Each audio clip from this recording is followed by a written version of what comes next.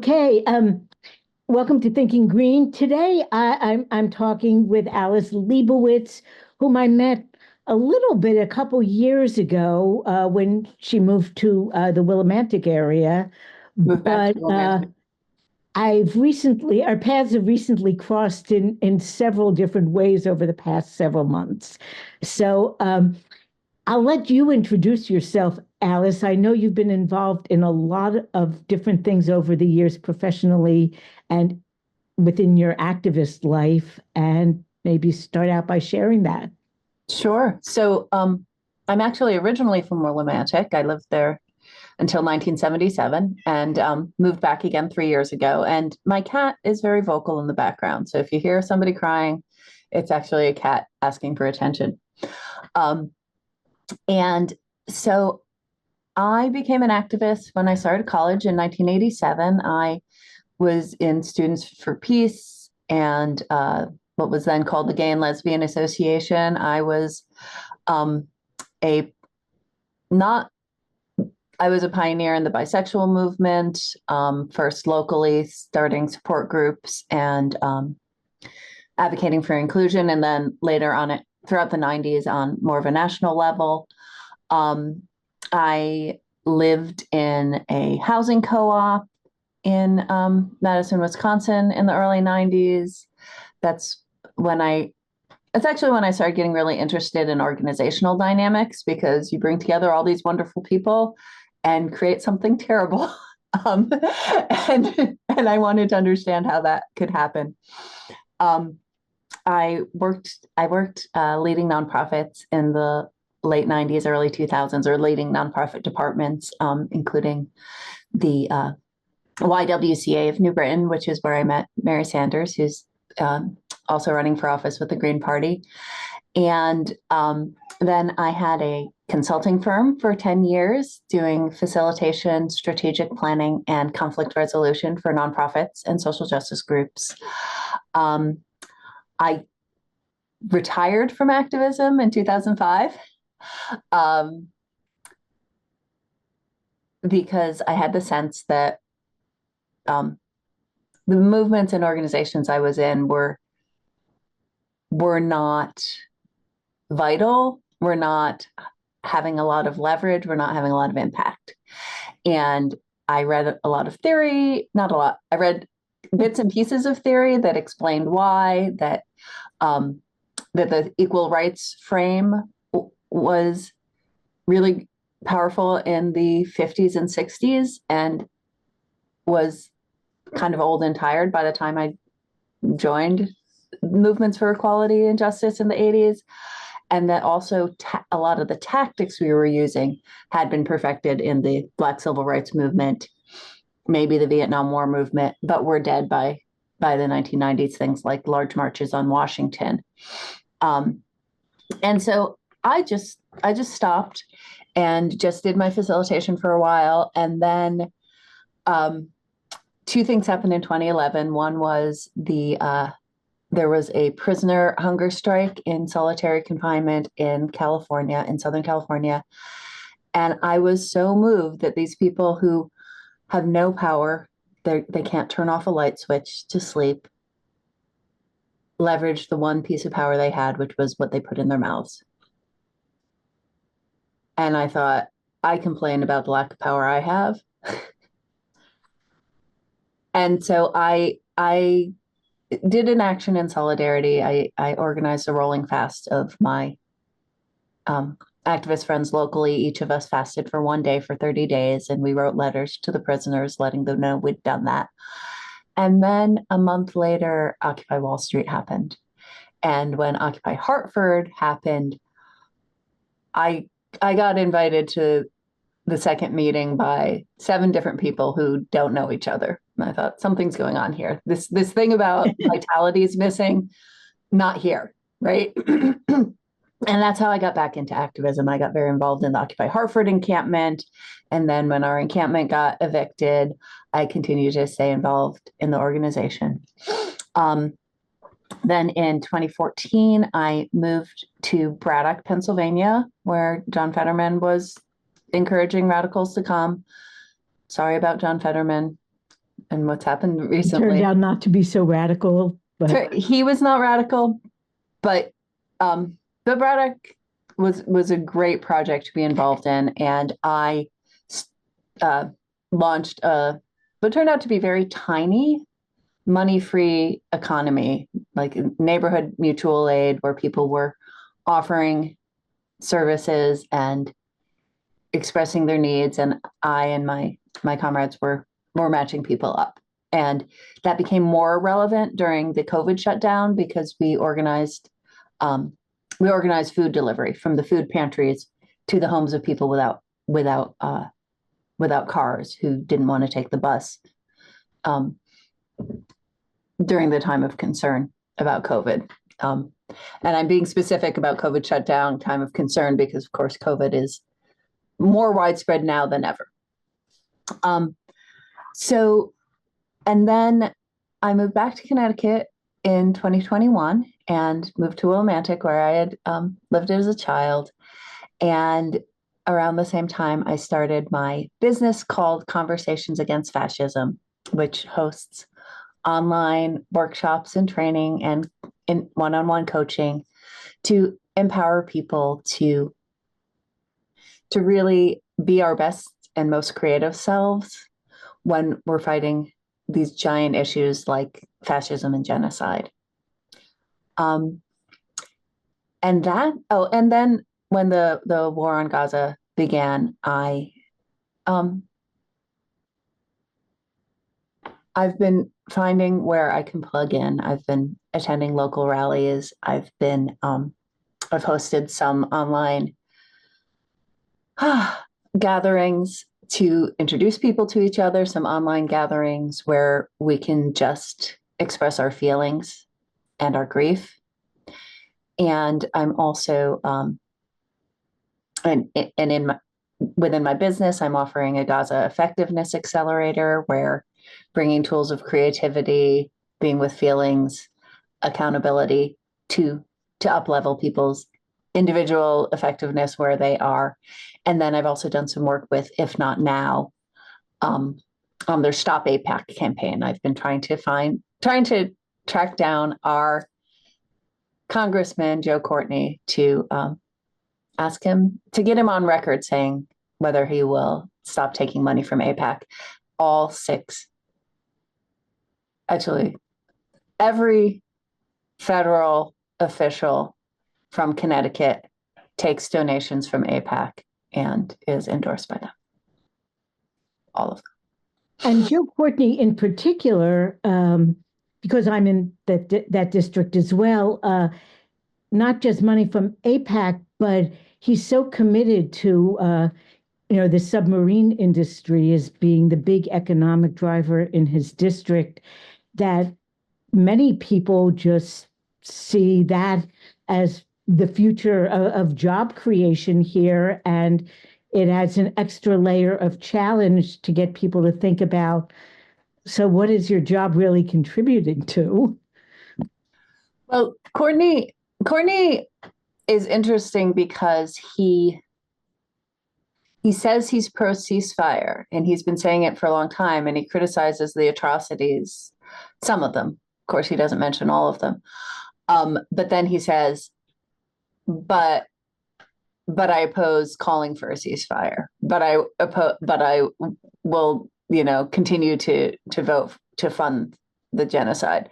He doesn't say genocide, but he hasn't done any no votes. He didn't boycott Netanyahu. In fact, half as many Congress people boycotted Netanyahu this time as last time, even though what he's doing is so much more horrible.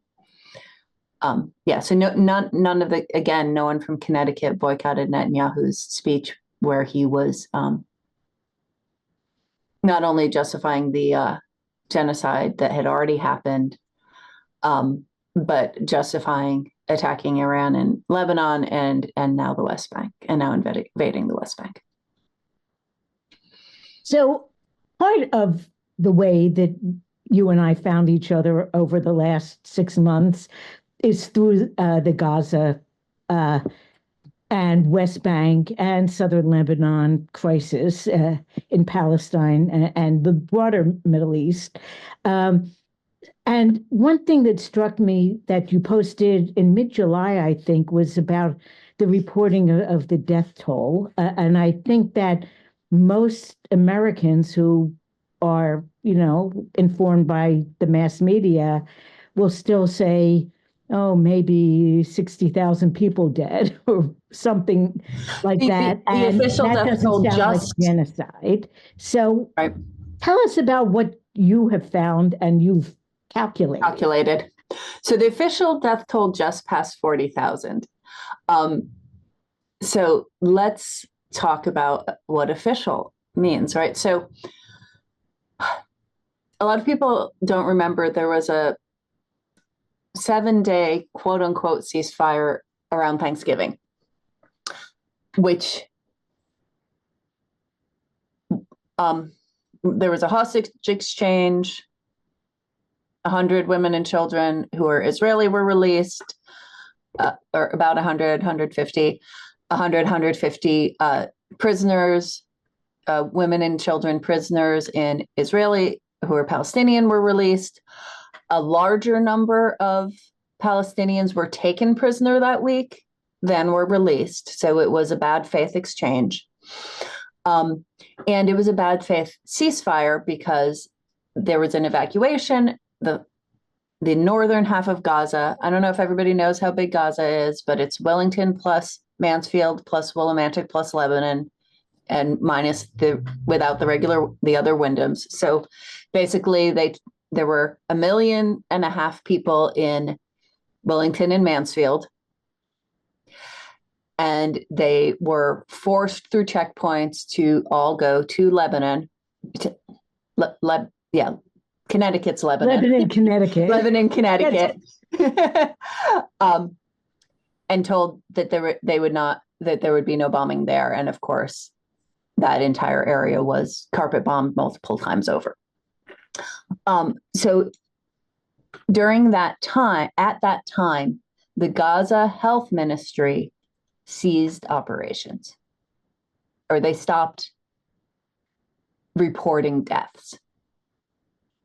So up to that time, they were reporting deaths by name and age. And if you think about it, when people die in their hometown, someone knows they've died. When people die in a place where hospitals are operational, doctors know that they've died, right? During that time, the death toll was 600 a day, and the missing toll was 600 a day. So after that, the Gaza Health Ministry stopped reporting statistics, and the Gaza media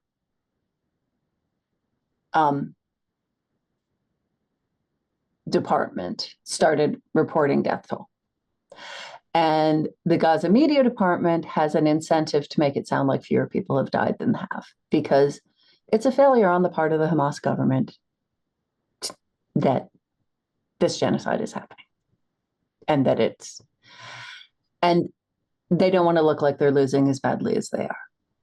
So I extrapolated the numbers. And so we assume that half of the people reported missing were never found. We assume half of them were either found dead or found alive, right? So if they're found dead, they're added to the later date's death toll. If they were found alive, they didn't die that day. If you extrapolate 900 people dead by bombing or shootings for 300, I think it's about 330 days, that's 200,000 people,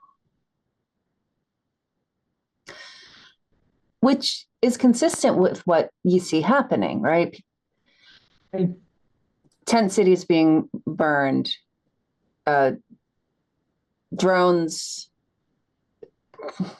going to playgrounds and shooting children in the head, blowing up every building in Khan Yunis and then going back, the bread massacres, the phosphorus bombings on Jabalia refugee camp. I mean, you just keep going and keep going and keep going. It seems believable that 200,000 people have been killed directly by the bombings. And then experts say that whenever there's a natural disaster, that at least 5 times as many people die of destruction of infrastructure. So things like disease, diarrhea disease, things like drowning in the rains because there's flooding and people aren't in buildings. Things like polio, right? And in this case, there's also deliberate destruction of water, deliberate withholding of food, and deliberate destruction of healthcare facilities. So they're talking about a tornado, right? If there's a tornado, 40 people get killed, get swept away in a really bad tornado. 200 people die because, their house collapsed and they can't get clean water, or they can't get through the roads or something, right? That's typical. So that's 1 million people. There is reason to believe it may be higher in Gaza because the destruction is so targeted to killing doctors, destroying hospitals, destroying water supply, active starvation, and because people can't migrate to safe areas. So of a population of 2.3 million, there's every reason to believe at least half of them are dead. And if you talk to people who have been in touch with people there,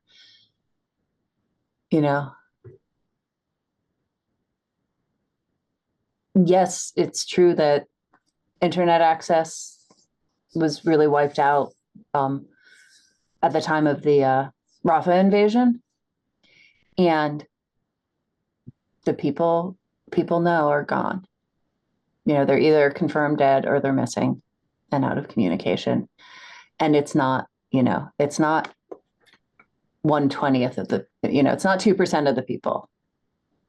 And I've been obsessing about the water situation because, having lived in that part of the world, June, July, August, and September, it doesn't rain. So people can't collect rainwater. And if the Israelis are destroying the infrastructure for potable water, and, in the US, we're very unusually blessed that almost any tap you turn on is potable. That is not true in much of the world. If it's not marked potable water, you don't drink it. And so there's no rainwater. The infrastructure for providing water has always been in the hands of the Israelis, even before genocide, during occupation. Yep. Israeli control of infrastructure has been problematic. And so how long can people live without clean water, either without water at all or with polluted water? And we know about epidemics. You mentioned, the diarrheal things. And, even back in the 70s when I was there was a cholera outbreak. So, things like that happen in this day and age. And more recently, the polio epidemic has been in the news a bit. And something, I think it's you who's been calling attention to this, temperatures consistently above 110 degrees. Yeah. And if you've ever been in a tent when it was 85 degrees. Yeah. And a cloth tent when it was 85 degrees, these are clear plastic tents in 120 degrees. So if somebody is too sick to go outside during the day, they'll literally bake. And you're talking about opening taps. People don't have taps. Right. Right. The buildings are gone. Right. So it's genocide by intention and it's genocide effectively, right? Yeah, yeah. Yeah, it is. And I know many people don't like uh, having that made as such a definite statement, but it fits. You know, Gaza, it, the from the final solution conference in World War II to VE Day, the Nazis killed 6 million Jews. That's 2 million a year, and it seems as though what's happening in Gaza is happening on a similar pace. And like a lot of the people died from in World War II in the Holocaust from disease and from starvation and dehydration. It wasn't all direct as well. So I really think the situation is much more comparable than most Americans want to think. And something I read, and I didn't read this directly, is that Netanyahu is actually a Hitler apologist. He's actually publicly said that Hitler had the right idea. He just shouldn't have targeted Jews. Or wait, no, he didn't mean to kill the Jews. Um, that's what I read, and I read it secondhand. So I don't have the exact quote. And But of course, what the U.S. did when settling this country and killing off the indigenous residents, I think was an inspiration for both Hitler and Netanyahu, or I suspect so at least. yes, yeah, yeah. So, and the very personal thing that made me realize it was a genocide in my heart. This was a number of months ago, maybe January, maybe earlier. I think it was January. I have so my father sometimes says, my father is Jewish and he was born in 1936. And periodically he'll say, all of our family was killed in the Holocaust. There was no one left. No one in Europe was left. And I have a friend who is Palestinian. They've never been to Palestine. Their parents were not born in Palestine. They've lost at least 240 members of their family and doesn't know if there's anybody left. And that's the same. It's the same. Right. It is the same. And part of why Hitler was able to kill so many Jews was that he imported them. Right. Like there weren't 6 million Jews in Germany in the 1930s. So, killing 25% of all Palestinians that exist in a year is in many ways a bigger deal than what Hitler did. And when we were chatting a little beforehand, you mentioned what's happening on the West Bank as well. And I think that is not getting very much publicity here in the US. So do you want to talk about the West Bank? Yeah. So the basics for people who may not know. So the West Bank is 20% of Israel's territory, and Gaza is much, much, much smaller. I think about 100th of that size. And they have the same population. So the West Bank also has 2.5 million people. And the West Bank has historically had more freedom than Gaza, which is not saying much. So people in the West Bank are allowed to leave the West Bank if they go through these massive turnstiles and show their ID and get interrogated. And so there are many people who live in the West Bank and work outside the West Bank. And they can get arbitrarily detained and all kinds of fuss. The other thing that happens in the West Bank is settlers, Israeli Jews, and actually Jews from other countries who take Israeli citizenship, steal houses in the West Bank from Palestinians, declare them their own. And at this point, they have taken half the land in the West Bank. And then, although it's considered illegal, Israel sends their soldiers to protect those houses. And then things that happen that Ronna was pointing out is houses become declared no Arabs in perpetuity. Streets become declared no Arabs. Houses, something that I've heard is if the back of your house abuts on a no Arabs street, the settlers will seal your back door so that you can't go out the back. And then there's huge amounts of harassment. The settlers go around calling children terrorists. These are things that I've seen videos of. And then also, if you're from the West Bank, it's it's actually literally based on South African apartheid. You have a special ID that says that you're Arab from the West Bank. There's certain places you can't travel. If you're an Arab with Israeli citizenship, you can't go to the West Bank and visit your family, or you'll lose your citizenship. No one can go to Gaza, right? Gaza is locked. But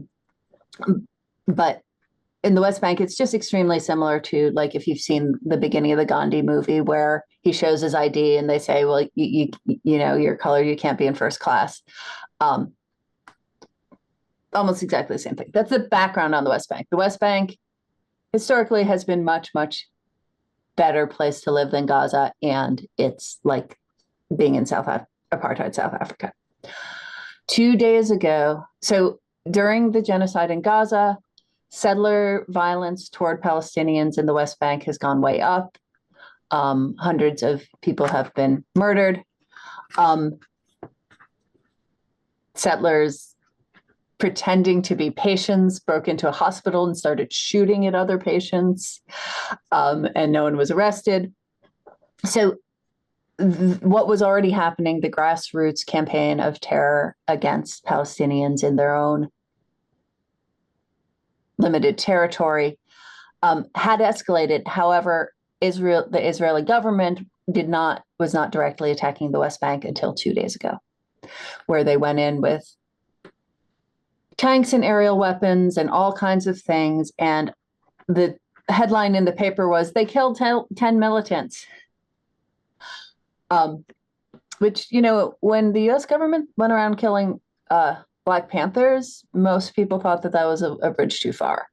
So the fact that we're celebrating them killing militants is already a problem, but they also killed, I don't know the exact numbers, dozens, if not hundreds, of civilians. And many people are saying it resembles the first days of the attack on Gaza. So there's a big concern that they are planning to double the genocide. And it seems likely. And even in October. Oh, and they're evacuating people. And they're evacuating civilians for their safety. Which so far in Gaza has just meant destruction and land grab. Now in the West Bank, because there are so many Israeli Jews and newly Israeli Jews from other places, carpet bombing will be more challenging. Obviously, it's also a larger surface area. It's not a large surface area. It's still smaller than Connecticut, I think. But it can be done, and the tactic will have to be different. They'll have to either get hundreds of thousands of Jews out and then carpet bomb, or some other strategy. But I've read before that the West Bank, that Israel's had its eye on the West Bank for a long time, that they're like, oh, the West Bank, it's got places that are mentioned in the Bible, like Bethlehem and Hebron. And, I'm not as much of an expert on the politics before last year. And that is something that I had read at the time. Well, like the organization Israeli Committee Against House Demolition started in East Jerusalem protesting the grabbing of Palestinian houses in East Jerusalem. So I would say that land grab probably really became very overt in 1975, 6, 7, enough that there were organizations that were fighting it. But I can't keep up. It's no, the West Bank has been divided into regions. And when I think of Gaza and West Bank, sometimes more than the Holocaust in general, I think about the Warsaw Ghetto and people being corralled, imported to be corralled to know where they are when you want to dispose of them. And even in October, it didn't make much in headlines in the news, but there was an assault on Temple Mount in Jerusalem. And there is a very weird coalition of like radical national Orthodox Jews and Christian Zionists that they want to, destroy the Al Aqsa Mosque to build the third temple and bring the apocalypse and the Messiah here. And they've been working at it. I think it was probably at least 25 years ago, there was an article in the New Yorker magazine about Texas cattle ranchers that were working on breeding a pure red heifer to be sacrificed at the temple. At the same time, these priests in Jerusalem were raising a generation of kids, boys, of course, who only walked on boardwalks because priests couldn't walk on the dead. So these kids were born never like treading on earth because you never know when there might be a dead person underneath. And this was back in the 90s. So it's a very disturbing scenario that's been going on for quite a while. It was in the 90s that I first read that evangelical Christians are more likely to be Zionists than Jews. Yeah. I actually, honestly, I don't think of Israel as Jewish anymore. I did when this started, and it was very, very painful. And I know that's something else you wanted to talk about, but it may have been from, I think it was around the time I started reading Caitlin Johnstone's newsletter every day.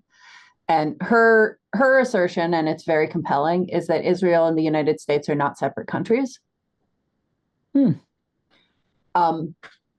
And that yeah, and that Israel is just the US's Middle Eastern wing, right? We're the colonial arm in that part of the world. In that part of the world, yeah, yeah, and they can be the bad cop because they're far away and we can't pronounce their names. They can do things that the US might not do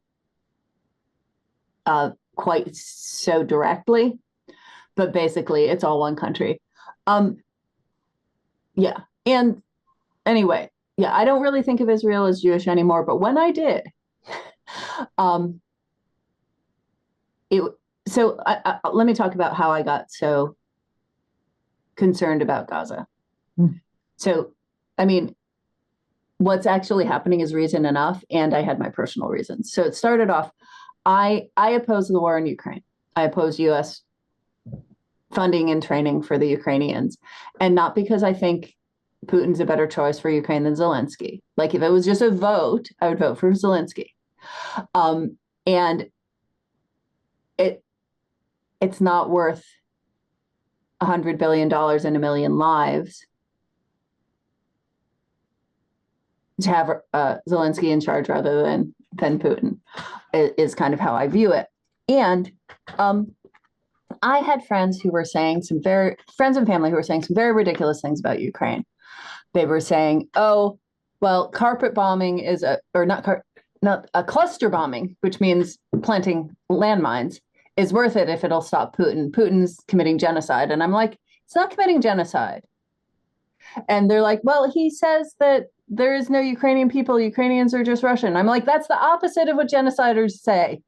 I mean, sure, it's not respectful. It's not honoring, but you don't genocide someone who you think is just like you. And they were like, well, he's taking some children away and having them raised by Russians. And I'm like, okay, so there's some kind of degree of cultural erasure here, maybe, limited cultural erasure. I got it. That doesn't, calling that genocide is disingenuous. Okay. So then the October 7th attacks happened. And, somebody, I first heard about it. I didn't hear the details. I just heard, oh, look, it's the third intifada. Right. And I'm like, conspicuous lack of celebration from people who are excited that the Ukrainians, or who like people, posting these glamour shots of Zelensky with a machine gun, really celebrating armed struggle for sovereignty, but not when brown people do it. And so at first I was just like, you guys are such hypocrites. and I stopped because people were legitimately suffering. People who know people who know people who were murdered, who were murdered is the wrong word because it was in a war. But people who were killed that day, right? Killed in their homes, killed in their communities, woke up in the morning thinking it was a great day, gunned down. It's not a nice thing. So I posted on Facebook, I need to find out how to hide certain people, figure out how to snooze people on Facebook, or I'm going to spend my day being heartless to Zionists. And my friend David said, I've been participating in the Jewish Voice for Peace Power Half Hour. I find it very healing. So I only went once, but it was so moving.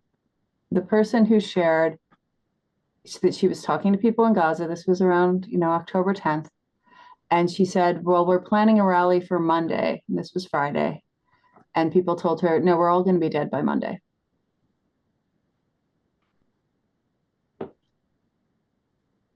Yeah, that was over 300 days ago. Well, yeah, I think one thing that should be addressed is we keep hearing, and I think it's to offload responsibility off of us, that about the ancient and eternal conflicts among the people there. And I didn't feel it when I lived there. And as I've come across people in the Muslim community here, I've never felt it. I worked for Head Start. Many of my students came from Muslim families, more from Pakistan than from the actual Middle East. But finding out I was Jewish, actually, they kind of treated me like their cousin. It's like, you understand about halal. And, Yeah. Mom said, oh, yeah, I can feed you because you're the same as me. But that Hindu family, I can't eat with them. But when you look back, like that region has never, the people who actually live there have never had a chance to work things out themselves. It's always been the target of imperialism back since the Babylonians and the Assyrians. So it's kind of a setup. It's absolutely a setup. So a couple things. One is, yes, my first really my close Palestinian friend. We were in a transformational program together with Landmark Worldwide, and we didn't really know each other, but she was sharing something in the large group, and I went up to her afterwards and I said, you have the most Jewish voice of a non-Jewish person I've ever met. And she said, I'm Palestinian, same thing. Yeah. So yeah, I feel like, people like you and me have to kind of debunk this idea that it's all about these peoples not being able to get along. So what I understand is prior to Zionism, and Zionism's been around 150 years, prior to Zionism in Palestine, which was, it was under the Ottoman Empire, it was under the British Empire, whatever. But it was 75 or 80% Muslim, 5% Jewish, and like 15, 20% Christian. And there was not sectarian conflict. When Jews started coming in as settlers, there started being clashes. And the clashes were small until the Nakba in 1947, 48. I also have read, and I don't have the original sources, but this sounded like a historically informed person speaking, that 600 years ago, something like that, there was a big conflict between Muslims and Jews in the Middle East, and Jews fled. That's 600 years ago. Like, you want to talk about the number of conflicts between England and France and Germany and Spain that have happened in 600 years. So, and you know, that happened, and then things settled down, and then people were in harmony again. Jews were a much smaller percentage. I've also was told by some Palestinians that there were monetary incentives to convert to Islam, which is part of why the population is um, so Muslim in Palestine, because people who might have grown up Jewish or Christian said, "Sure, I'll take the tax incentive." Allah sounds, not Allah, because Allah is actually the same as Yahweh, but Muhammad sounds fine, right? So, no, it is not an age-old conflict, and it's not a two-sided conflict in the usual sense. It was before 1947, right? And in 1947, the Jewish settlers went around massacring and expelling all the villagers, and basically allowed Bedouins to stay. And since then, there have been some rebellions. But talking about being Jewish, because this is important,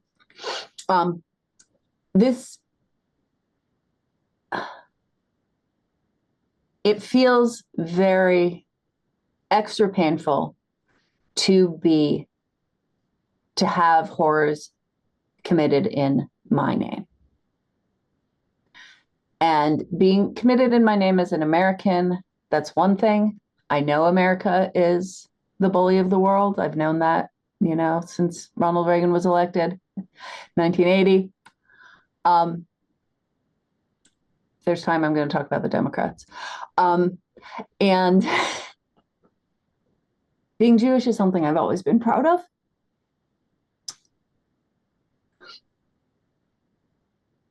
My mother wasn't Jewish. My father was Jewish, not practicing. I grew up with a choice, and I chose to be Jewish. Because and these are all stereotypes, but I was like, we were the smart ones. We were the ones who were good at math. And also, we were the guardians against genocide. We were the ones who stood with the oppressed. We were the ones who were, and when we weren't doing big things, we were the minority. We were the ones doing things a little different. We were the ones who had to walk past the Christmas trees. I chose to be Jewish. I was proud of being Jewish. And suddenly people were saying, if you oppose genocide, if you don't favor genocide, you're not Jewish enough. And I was angry and I was hurt, but also I was so ashamed that this was happening and that my name was being signed. And it really added to the trauma of being a witness to also be an unwitting perpetrator. And I want to tell you, you hosted a meeting along with a few other people a week or so ago, and you started it out, and I really appreciate it. Like, what are we all mourning? And we're not, and many of us who are Jewish are mourning the dehumanization of our people. And I didn't really have a choice. I'm like 99.5% Jewish. I didn't grow up in an observant family, but certainly culturally Jewish. And I feel so disconnected from the popular vision of what being Jewish means. And I think a lot of us do. Well, we only have like 5 more minutes. Okay. So we'll have to do this again one day and talk about the fact that you're running for office this year for state senate up in the Quiet Corner, District 29. But we've got time between now and November for that. So for people who want to do things that are effective, that really will make a difference, for the last few minutes, let's talk about how people can do something. Yeah. So I do think it's tough, right? So the things I've seen done that are specific actions I've seen done that seem to be effective. One is it's brave and it's hard, and I've only seen people doing it in Seattle. But if you have any way to stop arms shipments physically or digitally, that is making a real difference. That is slowing things down. Another thing, I really do think the Reject AIPAC campaign has a very powerful potential. It's going to take years, but if AIPAC was out of the picture, this war would have been over a very long time ago.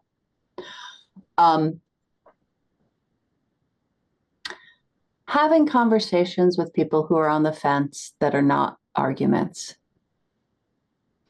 like sharing personal stories, sharing what you care about.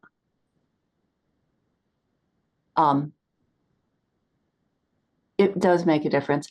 Palestinians are asking us to just share the facts on social media. It feels like such a low bar, but it really makes a difference. Or it feels like such a low bar, but the more people do it, the less the conversation disappears. And you will get blocked, and you might get on FBI lists. I really don't know. I was already on them. I think I've avoided them, but I'm not sure. Yeah, I mean, your things will not get spread far and wide, and just the more people posting about what's happening, even now, even as we're getting tired, and even as it's very hard to face, do it anyway. Mutual aid is a big thing. People are losing their jobs. People are losing their housing. If you can find out where this is happening and offer support, that seems to be very effective, because permission to raise your voice is a really is a big lever, right? And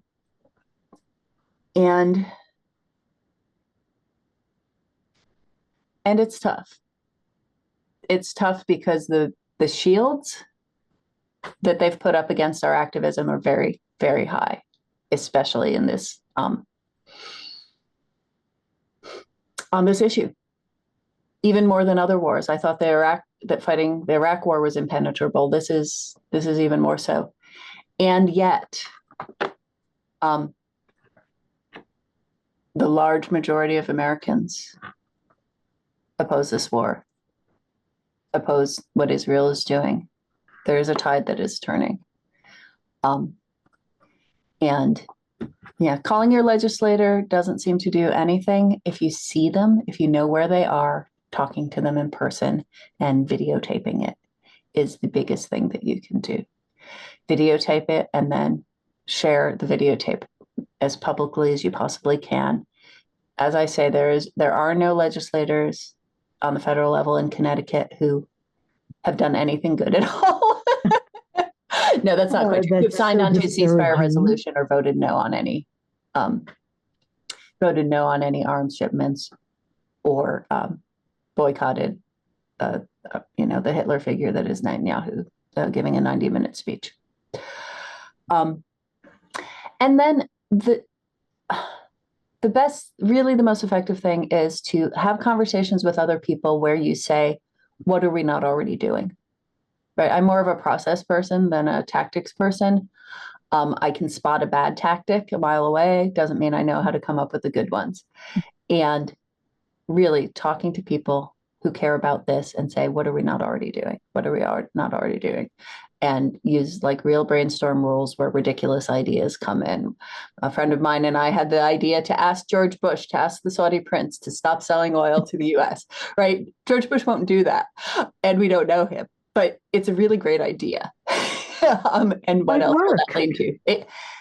It totally could work. It's treason, but it could work. So yeah, just use your creative brain.